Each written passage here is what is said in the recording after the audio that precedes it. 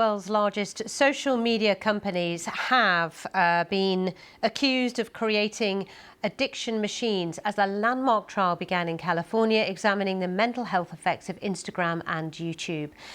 In his opening argument before the Los Angeles Superior Court judge and a jury, Mark Lanier argued that his client, plaintiff known as K.G.M, suffered from mental health issues as a result of her social media addiction. This afternoon, the lawyers for Meta and YouTube are expected to argue that K.G.M's addiction has stemmed from other issues in her life and not their negligence. Well, Mary Graw-Leary is law professor at the Catholic University of America, and she talked me through the opening statements. Sure. The thrust of this trial is it is the first time that before a jury, these big tech companies are going to be held responsible, or at least have to respond to in a public forum, the accusations that you laid out from the plaintiffs. So this opening statement was pretty much what we expected based on the publicly available pieces of evidence and the previously filed documents on both parties. The crux of the plaintiffs' allegations are that big tech was aware of the harm of their products, but they continued to pursue profit over children, and they understood it as a cost of doing business that some children would be harmed by their products. We will see Mark Zuckerberg and other top bosses grilled as a part of this trial. Why do you think Meta and YouTube have not settled?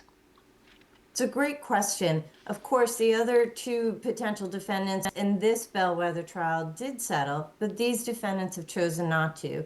The decision to settle is really a fact-specific one, and in some ways, it's the importance and the value of settling is really only known by the parties, because they know they have more information than the public does about exactly what evidence that they expect.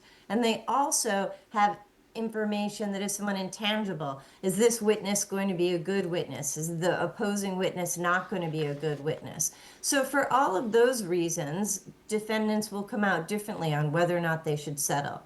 But there is a business aspect to this as well. And the choice to settle a case is often a financial one, that it is more cost effective to settle the case than to go to trial, either because of the cost of litigation or the risk that you are exposed to in terms of a final verdict.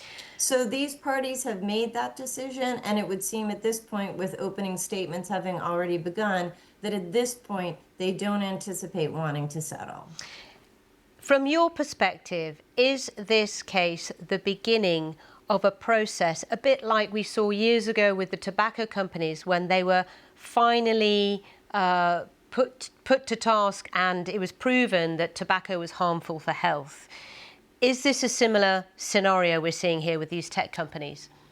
I think it is a very similar scenario. For over 2 decades here in the United States, the tech companies have attempted to create an atmosphere in which they are free from being held accountable for their decisions. They've done it similar to the tobacco companies, it would seem. They've done it in courtrooms by manipulating the law and making certain allegations, and they've done it outside the courtrooms, making certain claims that perhaps are misleading the public.